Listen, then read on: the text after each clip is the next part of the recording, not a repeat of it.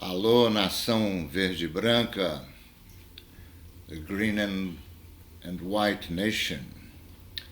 My name is Bosco de Oliveira, and I'm here to talk about the roots of samba, where, how,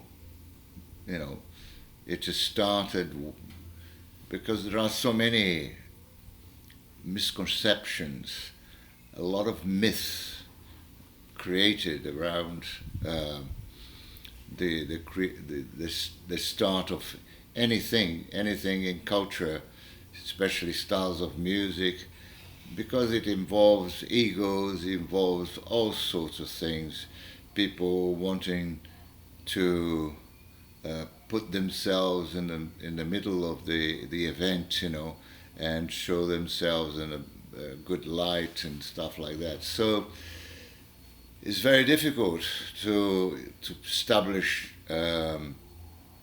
exactly what happened, especially because it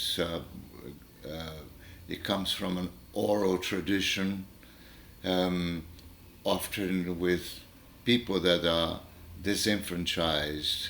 So, for example, the music that the enslaved people from Africa, and when I say that, it's very, very wide, right? Because we're talking about people of Bantu descent from southern Africa, southern West Africa, southeast Africa, even Mozambique and all that came to Brazil. And let's talk about just Brazil, yeah, because that's what really interests us here. Now, when you talk about people from Africa, then there's so many different cultures with different characteristics in language, in food, and music, and storytelling. Such a huge, huge world. So it's very difficult to generalize, and we need to look at things like that. So when you do a research, you have to really compare so many things, and I often think that in the academic world, people write books based on books that were written before, especially about music. It's a very dangerous thing to do because they don't even listen to the music. They don't do a musical analysis and to define what's going on musically, because that's what is important. So if you want to decide, for example, this style of music, certain style of music, does it have influence from that style of music? Well, you have to look for elements of that. What comes first? What comes second? And so on. And there are so many myths, and people like to define, say, oh, this was the first samba. Very difficult to decide that. As I was saying, like the music of the enslaved people was never recorded, was never written. Nobody was interested in that. At the most, we have descriptions by travelers or something like that. But these are lay people that didn't have any music knowledge and abilities, and then they describe how there was a scraping instrument, but what actually was being played was never really described. So there you go. It makes things difficult. So you have to be very careful with the research, and because people like to define moments, like you hear, oh, the bossa nova in Brazil started in 1958 when João Gilberto recorded Chega de Saudade, this No More Blues tune. Well, it's not quite like that. It was being made before, since the 1940s,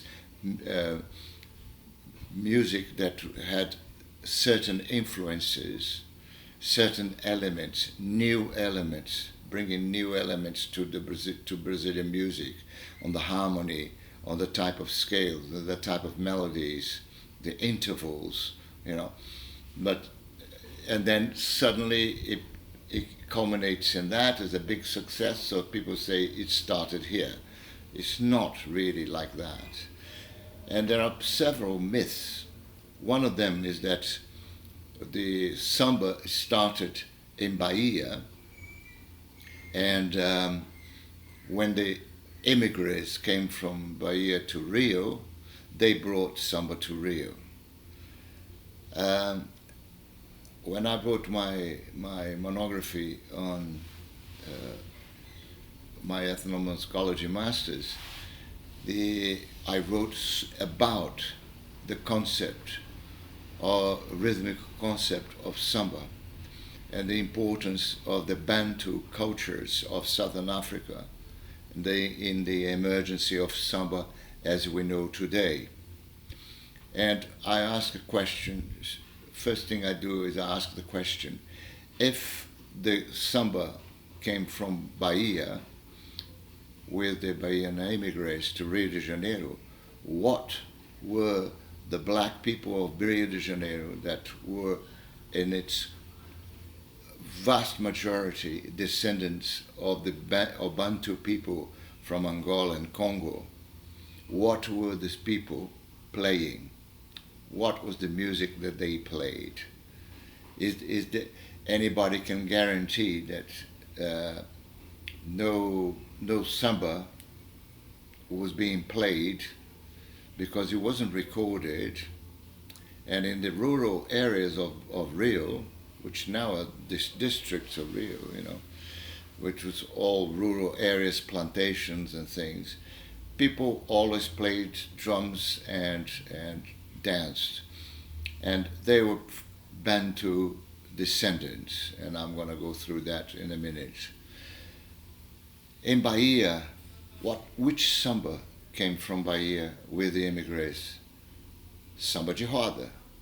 Samba de roda, it developed mainly in the Recôncavo Baiano, which Salvador is on the tip of a huge bay, and the whole land surrounding the bay, it's called Recôncavo Baiano. It's a very good land for plantations, sugar plantations, and a vast number of people from Angola were brought to that area to work on the plantations. And that's why today, in all of those cities, towns around the Recôncavo, São Brás, São Luís, Cachoeira, Santa Amaro, and so on, you can go forever. The culture of samba de roda is very, very, very powerful and very popular. In Salvador, a Yoruba culture is much more prominent. And there is a reason for that. So if the Bahians brought samba to Rio, it was a samba from the Recôncavo, samba de roda, a Bantu samba. Now in Rio, the predominance of the descendants, it were all Bantu. Minas Gerais, Rio, São Paulo, this whole area. And to justify that, I'm going to mention a book by Pierre Verger that talks about the cycles of slave trafficking. And it starts with people from the Guinea, sort of 1550s, but it lasted not very long.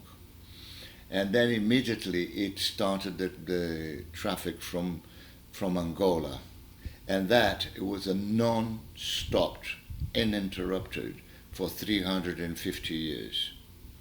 It was, and they came to Bahia, a lot to the Recôncavo to work the plantations.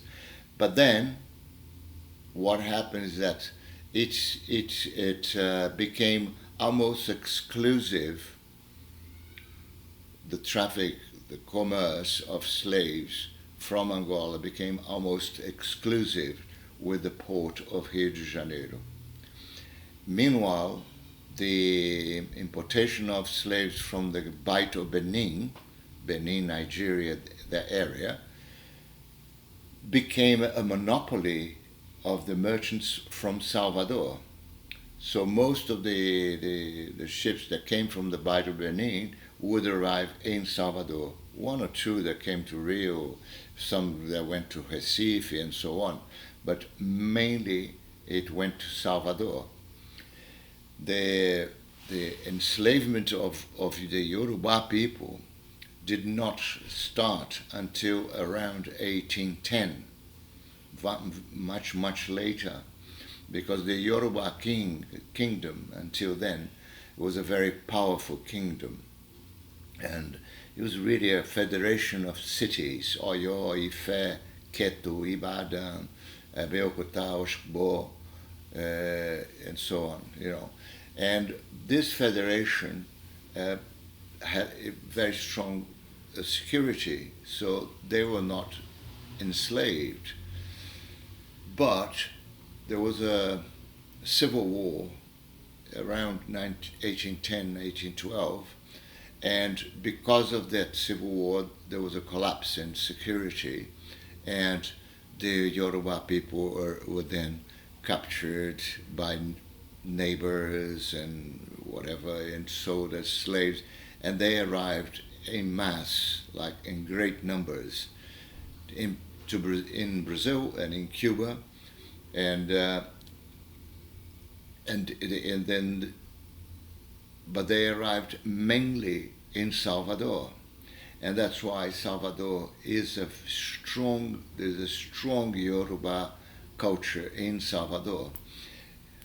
After that, there were no other ethnic groups that were enslaved in great numbers and came to Salvador. So that layer of culture remained at the top of the society, and it was not diluted by new cultures arriving. So this is one of the reasons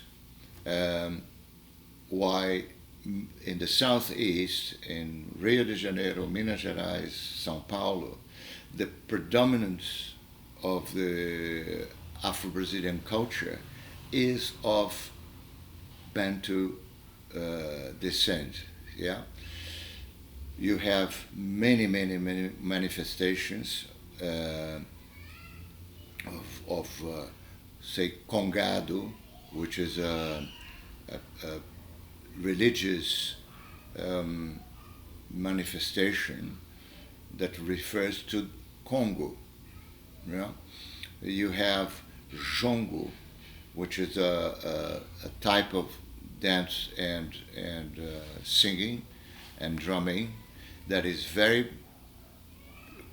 common, much more common in Rio, in the state of Rio, in the rural areas, in the state of São Paulo in the rural areas, and in the state of Minas Gerais in the rural areas.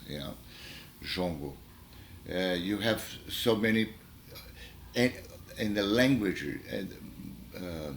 words, African words that survive in many areas. It survived in many areas of Minas Gerais, São Paulo, Rio. If you analyze the words, they were going to be either Kimbundo, which is the language of the Ambundu people in Angola, Ovimbundu, which is the language of the Umbundu people in Angola, or Kikongo, which is from the Bakongo people, which is part in Angola and part in Congo. So the idea that they did not have rhythms that related to the Bantu cultures of Congo and Angola, it's quite ludicrous because they would not be without music. And if they played anything, it would be from their own culture. So it's very, very plausible that the samba, as we know, developed in both places at the same time, you know. The most really important thing is the rhythm concept. We're going to talk a little bit about this as well. And if there is any variant in the rhythm, it's not going to be crucial as to change the rhythm concept. Okay, so we had to clarify this this myth that samba came from Bahia to Rio. Yeah, I think it developed in both places at the same time. The other thing that another myth is the myth that samba was born in Tia Seata's house, a Bahian lady, priestess of the Candomblé Nago. Candomblé Nago is Yoruba, that came to Rio. And somebody at one point said, "Oh, Samba was born in the house of Chisiat," and everybody claps. Oh, how beautiful! And then this is repeated, and then put in the book, and then another book is written mentioning the previous book, and so on. It becomes a truth. Samba or any musical manifestation doesn't start suddenly from nowhere and then it springs up in one place. It doesn't work like that. It's always developing from something else that is there before, and so on.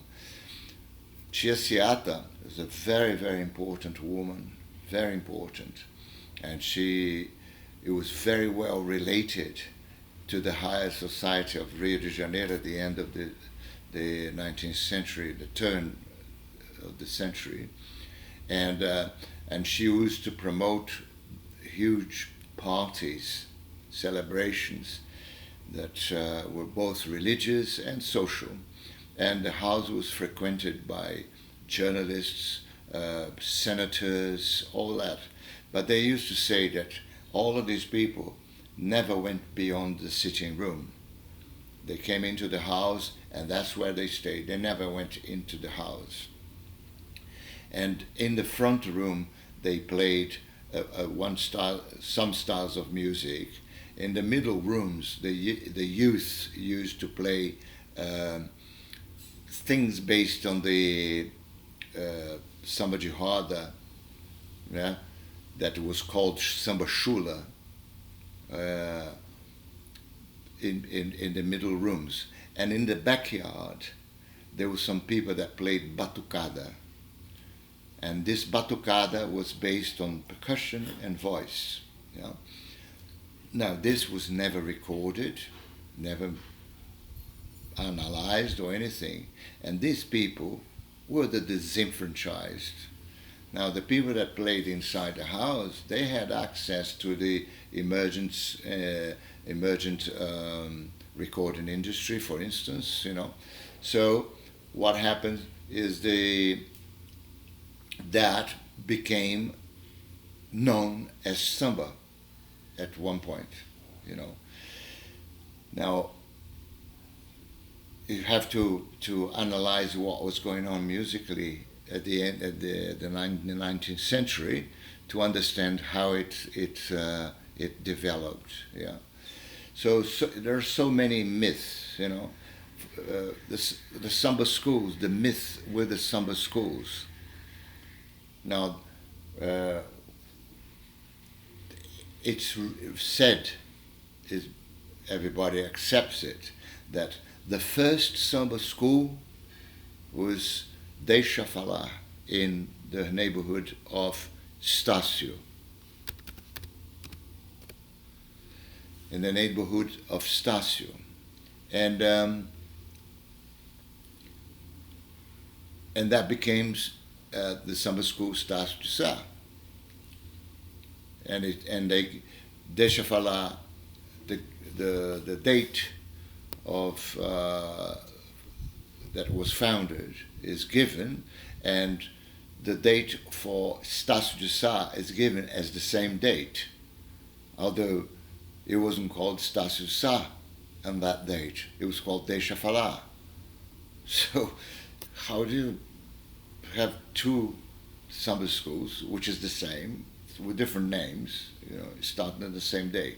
Anyway, and what date was that? 12th of August 1928. Very good. Okay, fine. Mangueira was founded in 1928 also. What date? 28th of April. Wait a minute. 28th of April is before August. So Mangueira is actually older than Deixa Falar. But nobody actually questions it. And it's there. It's in the documents, And then they say Portela is 100 years old. It was founded in 1923. Well, it was, and then they said, oh yeah, but it wasn't with that name. It wasn't a samba school. It was a bloco carnavalesco. But Deixa Falar was never ever called samba school. It was bloco carnavalesco Deixa Falar. And then they say, oh, the Portela was the embryonic block that became the samba school, started in 1923. Well, Carlos Cachaça from Mangueira was born in 1902, and he said that at the age of 12, he used to play tamborim in the bloco of Tia Tomasa in the hill of Mangueira. So that means 1914. The block of Tia Tomasa is embryonic of the samba school. So if you're going to go like that, then you have to do it to every samba school, And it's very, very, very difficult because some of them there is no register of the foundation of the block. The block was started informally and all that. But this is the necessity of people say, oh, we are here, we are the first, we are this, Some samba schools, there is no dispute. For example, Unidos de Londres is the first samba school in London, period. There's no argument with that. It's not necessary to justify, because it simply another samba school did not exist. But so I needed to clarify that these myths that happen, and then before we do an analysis of Samba.